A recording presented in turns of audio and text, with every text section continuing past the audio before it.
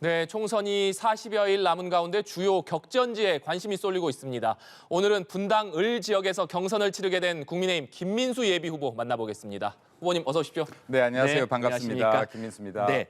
후보님 지난 총선에서도 분당을 지역에서 국민의힘 전신인 미래통합당 후보로 출마를 하셨잖아요. 네, 어떻게 그렇습니다. 분당을 지역에서 처음 정치를 시작하게 되신 건지 말씀 부탁드리겠습니다. 먼저 여기 제 생활 터전이 분당이고요. 그리고 이제 당시에 2019년이었는데 당시 이제 보수가 혹자들은 괴멸 수준으로 네. 갔다라고 할 정도로 지지율이 낮을 때입니다. 제가 당협위원장이 되던 당시가 자유한국당 지지율이 약 16% 안팎 왔다 갔다 할 때인데요. 당시 자유한국당에서 이제 혁신위에서 네. 새로운 좀 변화를 일으켜보자, 젊은 인재들을 모아보자 하면서 당협위원장을 공개 오디션으로 네, 뽑는 기억이 납니다. 네. 헌정 역사상 최초의 당협위원장 공개 오디션이었던 걸로 알고 있습니다. 당시에 이제 제가 살고 있는 분당에 공개 오디션에 참석해서 당협위원장이 선발됐습니다. 네. 그렇게 정치를 시작하셨고 그렇다면 이제 아무래도 분당에서 터를 잡고 계시기 때문에 분당 지역구 주민들 많이 만나실 텐데 그렇죠. 피부로 느끼시는 지금 지역 주민들의 민심은 어떤가요? 지역 주민들의 민심을 통상 이야기하라고 하면 아마 또 정치적인 민심을 이야기하는 네. 것 같아요. 그런데 제가 볼 땐 정치적 민심과 경제, 생활적인 민심 두 개로 좀 나눠서 봐야 되지 않을까 생각됩니다. 먼저 정치적 민심은 아무래도 이제 윤석열 대통령이 되고 나서 네. 윤 정부 체제하에 3대 개혁 과제로부터 뭔가 변화를 기대했던 부분들이 가지고 있어요. 근데 거대 야당들이 계속해서 발목 잡기를 네. 하니까 이번 총선을 통해서 좀 바꿔보자. 윤석열 대통령의 개혁 과제가 추진력을 가지고 힘을 받을 수 있게끔 한번 총선을 통해 바꿔보자 하는 것들이 정치적인 민심이 아닐까 생각되고요. 네. 네, 그리고 이제 반면에 경제적인 민심은 여전히 힘들다. 네, 그러니까 여기 상인분들은 장사가 안 돼서 힘들고, 또 자영업자들께서는 또 그 나름대로 힘들고, 사업하시는 분들도 힘들고, 네, 그래서 이러한 부분들은 물론 세계적인 경제 위기랑도 맞물려 있지만 이러한 부분들에 대해서는 민심이 경제적으로 좀 위축돼 있다라고 생각됩니다. 네. 네. 이번에는 좀 바꿔보자는 민심, 또 먹고 사는 문제를 해결해 달라는 민심 네, 두 가지 그렇습니다. 민심을 크게 예. 말씀해 주셨는데 그렇다면 현재 분당을 지역구에서 가장 큰 현안 뭐라고 꼽을 수 있겠습니까? 현안이라고 하면 아마 모든 후보들이 여야 할 것 없이 재건축이라고 네. 할 것 같습니다. 네, 이도 마찬가지인데요. 사실 여기 분당 을 지역이 22만 인구가 있습니다. 네, 그리고 이 22만 인구가 각자 어떠한 일에 종사하느냐에 따라서 사실 본인이 느끼는 현안의 크기는 다 다를 것 네. 같아요. 예. 재건축이라는 가장 큰 현안이 있다면 예를 들어서 상인들은 상권 활성화가 가장 큰 현안일 수가 있고 또 저처럼 학부모들, 아이들을 키우는 분들은 교육 인프라가 가장 큰 현안일 수도 네. 있고요. 또 어떠한 분들은 안전에 대한 부분, 복지에 대한 부분이 가장 큰 현안일 수도 있다라고 봅니다. 네, 그래서 이제 이러한 현안들을 가장 큰 현안이냐 아니면은 작은 현안이냐를 보는 것이 아니라 하나의 묶음으로 다 연계돼 있는 현안이라고 보고 접근하는 것이 맞다. 그래야지 소외되는 분들이 없다라고 생각됩니다. 네, 여러 현안 짚어주셨는데 네. 공약과 연관지어서 하나씩 좀 짚어보도록 하고 그 전에 일단 김은혜 전 대통령실 홍보수석과 지금 경선을 치르시고 있습니다. 네. 본인만의 어떤 차별점 좀 내세우시겠습니까? 상대가 좀 세죠. 네. 네, 일단 제 큰 차별점이라고 하면 첫 번째로 분당의 진심이다라는 말을 좀 하고 싶어요. 네, 그래서 제가 1995년 분당 신도시 초기 당시에 입주를 해서 이제 만 29년째 살고 있습니다. 네, 그리고 이 분당에서 5아이를 낳아서 키우고 있고 그러다 보니까 앞으로도 저는 분당을 떠나기도 힘들고 떠날 수도 없는 사람이다. 그래서 어떠한 일을 처리하는 데 있어서 가장 중요한 것 두 가지를 대라고 하면 이 일에 대한 전문성과 실행 의지가 있어야 일을 처리할 수 있다라고 보는데 먼저 분당에서 30년을 살다 보니까 분당 현안을 정말 속속들이 다 알고 있다. 이게 네. 첫 번째 차별성이라고 보고요. 또 두 번째는 어디 떠나질 못할 것이고 제 아이들이 앞으로 100년을 살아야 하는 도시가 분당이기 때문에 그 어떤 누구보다 책임감을 가지고 일할 수밖에 없다. 이 두 가지가 가장 큰 차별점이 아닐까 생각됩니다. 네. 분당에서 오래 살아왔고 앞으로도 살 네. 곳이기 때문에 그 부분을 차별점으로 좀 말씀해 주셨는데 궁금한 부분이 분당이라고 하면 보통 보수 성향이 좀 강한 것으로 좀 알려져 있습니다. 그런데 분당을 지역 같은 경우에 최근 두 번의 총선에서 모두 민주당 김병욱 의원이 승리를 했고 또 이번에도 본선에 진출하신다면 김병욱 의원과 좀 맞붙어야 되는데 김병욱 의원과 본선에서 맞붙게 되신다면 어떤 전략 갖고 계신지도 좀 여쭤보겠습니다. 일단 분당이 모두가 그 보수의 텃밭이라고 좋다고들 많이 말씀하셨습니다. 근데 이제 이 지각 변동이 일어난 가장 첫 번째는 2019년 말을 기준으로 지금 전월세자 비중이 49.8%에 달합니다. 이 말은 기존의 분당분들이 많이 밖으로 나가셨고 네. 또 전입하신 분들이 수원이나 용인이나 경기도 광주 등지에서 많이 들어오셨습니다. 그럼 기존의 분당과는 다른 정치적 분포도를 보이고 있다 하는 거를 좀 알아야 되는데 그러다 보니까 분당의 스윙보터층이 굉장히 넓어졌습니다. 뚜렷한 정치적 성향을 가진 것이 아니라 바람이나 그리고 정책, 분위기에 따라서 우나 자로 이동할 수 있는 스윙보터층이 굉장히 넓어져 있다. 이 말뜻은 중도층을 잡아낼 수 있다라고 하면 승리할 수 있다라고 봅니다. 그 분당에 사시는 주민분들께서 굉장히 교육 수준이나 정치적 수준, 현안을 이해하는 수준들이 굉장히 높기 때문에요. 이분들 스윙보터층을 완벽하게 우측으로 이동시킬 수 있는 방법은 결국에는 정책이다. 네, 공약이다. 그렇기 때문에 정책과 공약이 급조되어서는 안 되고 항시 연구되어지고 주민들의 목소리를 들은 것들이 반영이 되어야 된다고 생각합니다. 네. 공약의 중요성 말씀해 주셨는데 하나씩 짚어보겠습니다. 네네.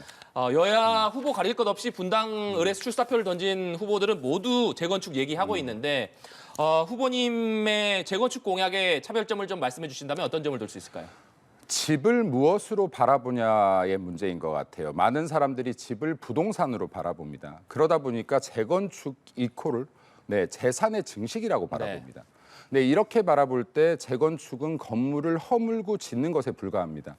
하지만 제가 이제 이거는 최근에 들어서 하는 말이 아니라 지속적으로 하고 있는 말인데 주택은 부동산이 아니라 가족과 가정이 휴식을 이루고 사랑을 만들어내는 공간이다. 사람이 평균 14시간을 집에서 보내거든요. 근데 이러한 관점으로 바라보게 된다면 재건축을 바라보는 방향이 완전히 바뀔 수 있습니다. 그럼 첫 번째로 바라봐지는 게 무엇이냐면 건물로서의 재건축이 아니라요. 공간으로서의 재건축으로 바라보게 되면 소외되는 사람이 없는지를 먼저 살피게 됩니다. 네. 그럼 여기에서 소외되는 사람이 없다라고 하는 것은 지금 분당에서 두 가지로 바라볼 수 있을 것 같아요. 첫 번째는 아까 49.8%의 전 월세자들입니다. 이분들이 어디로 갈 수 있는가? 그리고 오랫동안 전 월세자로서 분당을 살아왔던 분들이 재건축이 이루어졌을 때 분양의 기회를 받을 수 있는가? 하는 부분에서 또 하나가 접근이 될 것 같고요. 다른 하나는 선도지구라고 해서 분당의 수많은 지금 재건축 단지 중에 특정하게 하나를 뽑아서 뭐 혹자들은 이걸 3개로 늘리겠습니다, 5개로 늘리겠습니다라고 하는데 하나 또는 5개로 늘려서 특정 지구만 재건축을 하겠다라고 하는 겁니다. 우선적으로. 네, 근데 이것이 사실상 문제가 굉장히 많은 것이 특정 지구 한 곳이 뽑혔을 때 소외된 단지들에서는 여기에 축하합니다 하는 게 아닙니다. 네, 여기에 분진이 납니다, 소음이 납니다. 그럼 주민들 간의 다툼이 생기고 갈등이 생깁니다. 여기에서 중요한 것은 30년이 넘어가는 신도시 분당에서 어떤 단지든지 간에 우리 단지도 우리가 원한다면 재건축을 할 수 있다, 소외되지 않는다라는 믿음을 주는 것이 중요하고요. 또 이 구조를 만들어내야 소외되는 단지 없이 전체적인 재건축이 이루어집니다. 그럼 아까 말씀하셨던 선도 단지를 늘리는 것, 이것도 중요한 것이겠지만 개별 재건축 방식으로 각 단지들이 개별적인 재건축을 진행할 수 있게끔 하는 방법, 그리고 또 아파트 외 비아파트 주택들이 있습니다. 그럼 주택들의 재개발을 같이 진행할 수 있는 방법, 이런 것들이 같이 연구되어져야 된다. 그리고 지금 분당의 주민들은 제가 하는 이야기를 다 알아들으실 것 같은데 아직 이 재건축에 대한 기준이 명확하게 나오지 않았습니다. 이게 총선이 지난 5월에 나옵니다. 기준은 명확하게 나오지 않았는데 선도 단지를 뽑겠다라고 해서 경쟁은 굉장히 가열돼 있는 상태입니다. 기준이 나오지 않았는데 시험 문제가 뭔지 모르는데 뭔지 모르고 지금 시험 문제를 풀고 있는 상황입니다. 네, 지금 이러한 부분들을 해결하기 위해서는 주민들의 재산권이 침해되는 부분은 없는지 이런 것들도 같이 살펴야 될 것이다. 그래서 제가 바라보는 관점은 재건축은 건물을 허물고 짓는 것이 아니라 사람들이 사는 공간을 만든다는 방식으로 접근한다라고 하면은 여러 가지 인프라부터 재건축에서 소외되는 단지나 사람이 없게 하는 것들, 이러한 부분들을 다 함께 고려할 수 있을 것이다라고 생각됩니다. 재건축과 관련한 공약 들어봤고 또 분당하면 교육열이 굉장히 높은 지역 중 한 곳입니다. 교육 정책과 관련해서도 많은 고민하셨을 것 같은데 어떤 공약 가지고 계신가요? 저도 학부형이잖아요. 네, 그러면 이제 첫 번째로 교육도 두 가지 측면에서 네. 봅니다. 학부형들이나 학생들이 진짜로 애로사항을 느끼는 것이 무엇이냐. 그럼 이제 학부형들하고 저희들도 대화를 많이 하죠. 그러다 보면은 이런 애로사항들을 가지고 계세요. 아이들을 학교에 데려다 주는데 그 앞에 주차 전쟁이 일어나고 또 여기 데려다 주는 픽업하시는 분들 때문에 아이들이 또 위험하고 네. 근데 차를 댈 곳은 없고 차를 통제하고 그래서 이러한 것들 현실적인 부분들을 이야기를 많이 들으려고 노력했습니다. 그래서 제 교육 공약 중에는 스쿨존에 픽업존을 설치하는 것. 네. 안전하게 아이들이 타고 내릴 수 있는 픽업존을 설치하는 것도 있고요. 그리고 또 학교마다 급식이 굉장히 들쑥날쑥합니다. 이 질이. 급식의 상향 평준화를 이루는 것. 그리고 학교마다 청소를 담당하시는 미아 어머니들이 한 분뿐이 못 계시게 돼 있어요. 그러다 보니까 화장실들이 굉장히 청소 상태가 불량합니다. 네. 그럼 학부모들 입장에선 내 아이가 깨끗한 화장실을 쓰게 하고 싶으니 저희들이 대신 돈을 내서라도 쓰면 안 될까요? 거절당하죠. 당연히 안 되죠. 그럼 저희들이 대신 와서 좀 청소를 해도 안 될까요? 이것도 안 된다라고 합니다.